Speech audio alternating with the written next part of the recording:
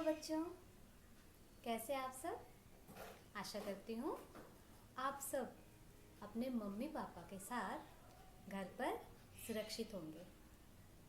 मैं कमलजीत कौर, आपकी हिंदी अध्यापिका। आज मैं आपको व्याकरण पाठ 1 पढ़ाऊंगी। तो आज का सत्र शुरू करने से पहले भगवान से एक छोटी सी प्रार्थना करते हैं हम सब मिलकर। तो अभिभावक और बच्चे सभी मिलकर हाथ जोड़ेंगे, आंखें बंद करके मेरे पीछे पीछे दोहराएंगे। हे ईश्वर, हमें और हमारे आसपास के सभी लोगों को बुद्धि, धैर्य, विवेक और हौसला दीजिए ताकि हम स्वच्छ, स्वस्थ और सुरक्षित अपने घर में ही रहें। तो जैसा कि सभी जान रहे हैं, लॉकडाउन के कारण हमारे विद्यालय बंद हैं और बच्चों, इसमें सबसे ज़्यादा आपको समस्या हो रही है अपनी पढ़ाई करने में। पर हर समस्या का समाधान होता है। हमने भी आपके इस समस्या का समाधान निकाल लिया है। आज के इस वीडियो के माध्यम से हम व्याकरण पाठ 1 भाषा पढ़ेंगे। हम जानेंगे सबसे पहले कि भाषा कहते किसे हैं। तो इस संसार में हर प्राणी बोलकर अपनी बात दूसरों को समझाता है। तो अपनी बात दूसरों को समझाने और दूसरों की बात सुनकर समझने वाले साधन को भाषा कहते हैं। एक बार फिर से, अपनी बात दूसरों को समझाने और दूसरों की बात सामने वाले को समझाने के लिए जिस माध्यम का प्रयोग किया जाता है उसे भाषा कहते हैं। तो भाषा को किस किस प्रकार से दूसरों को समझा सकते हैं, इसके भी रूप हैं। इसे कहते हैं हम भाषा के प्रकार या रूप। तो पहला प्रकार है, पढ़िए, मौखिक भाषा। भाषा के इस रूप में बोलकर दूसरों को अपनी बात समझाई जाती है। जैसे दूरदर्शन पर समाचार देखना, गाने सुनना और पढ़ी हुई, लिखी हुई खबरों को पढ़ना और बातें करना, फ़ोन पर बातें करना, टीवी देखना, ये सब मौखिक भाषा के ही उदाहरण हैं। दूसरी भाषा है, पढ़िए, लिखित भाषा। भाषा के इस रूप में लिखकर अपनी बात दूसरों को समझाई जाती है। जैसे अभी मैं बोल रही हूँ तो ये मौखिक भाषा है और आप सुनकर, समझकर मेरी बात को जब लिखकर मम्मी पापा को दिखाएंगे और उन्हें समझाएंगे अपनी बात, तो ये भाषा का लिखित रूप हुआ। लिखकर दूसरों को समझाना ही लिखित रूप है। और आपको पता है बच्चों, भाषा लिखने के भी अलग अलग तरीके हैं। इस तरीके को लिपि कहते हैं। जैसे अभी जो आप लिखेंगे वो आप हिंदी में लिखेंगे। हिंदी में जब लिखते हैं तो इसे हम देवनागरी कहते हैं। और जब आप अंग्रेजी की बातों को लिखेंगे तो उसकी लिपि यानी स्क्रिप्ट रोमन होगी। तो हर भाषा की अपनी एक लिपि होती है। भाषा के इन दोनों रूपों के अलावा भी एक और रूप है जिसमें ना तो मुंह से कुछ बोला जाता है और ना ही लिखा जाता है, लेकिन फिर भी दूसरे को वो बात समझ में आ जाती है। पता है कौन सी? ये भाषा है सांकेतिक भाषा।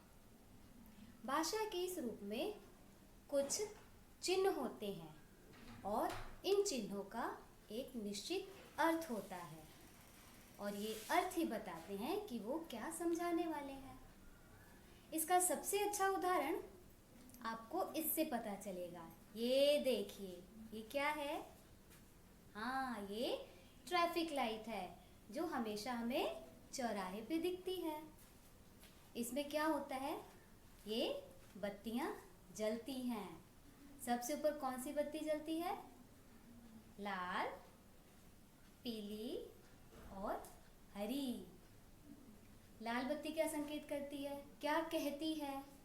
ये गाड़ियों को रुकने के लिए कहती है। फिर जब पीली बत्ती जलती है तो वो क्या समझाती है?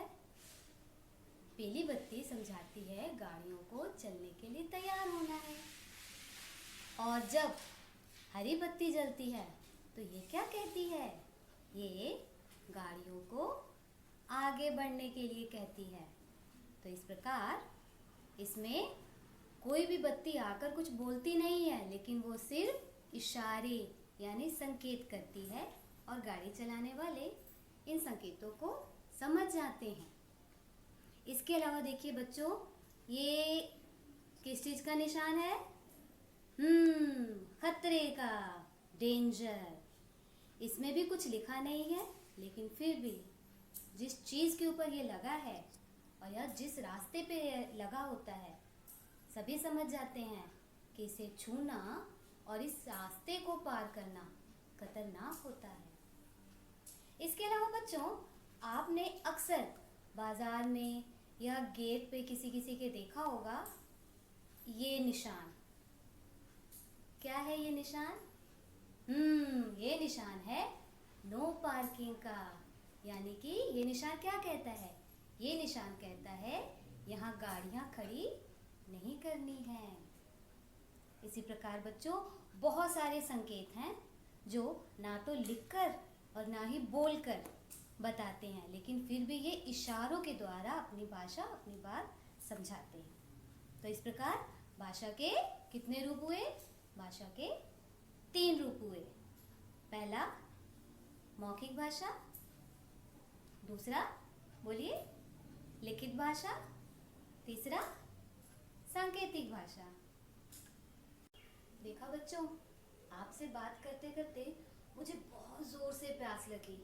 अब ये बात सिर्फ मुझे पता है, मेरे पास में बैठी मम्मी को नहीं पता। अब मैं अपनी बात मम्मी तक कैसे पहुंचाती हूँ? ध्यान दीजिएगा।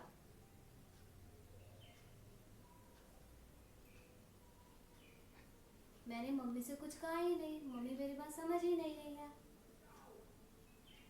मम्मी, मुझे प्यास लगी है, एक गिलास ठंडा ठंडा पानी दीजिए प्लीज।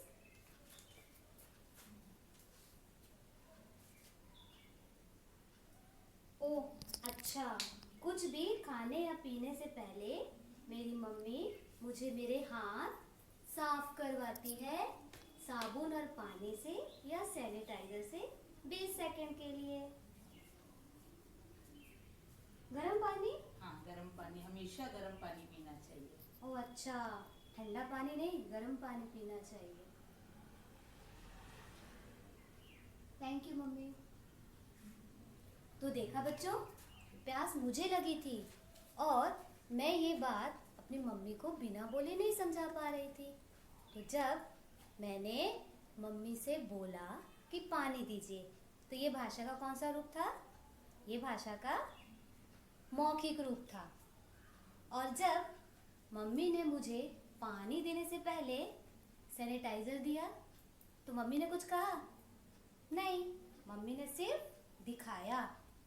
तो मैं उस इशारे से ही समझ गई कि मुझे हाथ साफ करने हैं।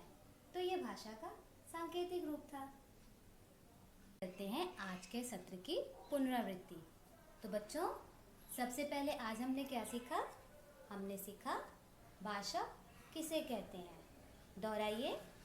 अपने मन की बातें दूसरों को समझाने वाले साधन को भाषा कहते हैं। भाषा के 3 रूप होते हैं। हिज्जा कीजिए।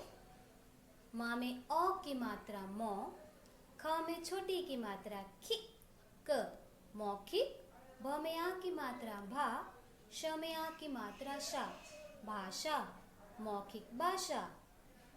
दूसरा, ल में छोटी की मात्रा लि, ख में छोटी की मात्रा खि, त लिखित, भ में आ की मात्रा भा, श में आ की मात्रा शा, लिखित भाषा। तीसरा, सांकेतिक, स में आ की मात्रा अनुस्वार, क में ए की मात्रा के, त में छोटी की मात्रा ति, क सांकेतिक, भ में आ की मात्रा भा, श में आ की मात्रा शा, सांकेतिक भाषा। दूसरा हमने सीखा कि हर भाषा की अपनी लिपि होती है, तो लिखते समय हमेशा सुंदर और स्पष्ट शुद्ध वर्णों का प्रयोग करना चाहिए।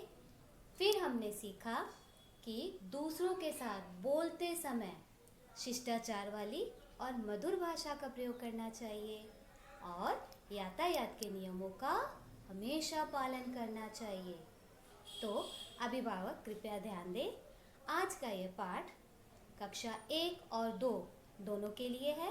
तो बच्चों, आप व्याकरण पाठ 1 भाषा मम्मी पापा के साथ पढ़ेंगे और अभिभावक बच्चों को पढ़ने में एवं इसका पुस्तक कार्य करने में सहायता करेंगे। कक्षा 1 के बच्चे पृष्ठ संख्या 10 पेंसिल से पूरा करेंगे और कक्षा 2 के बच्चे पृष्ठ संख्या 12 और 13 पूरा करेंगे एवं सभी हिज्जे रफ कॉपी में लिखेंगे। धन्यवाद।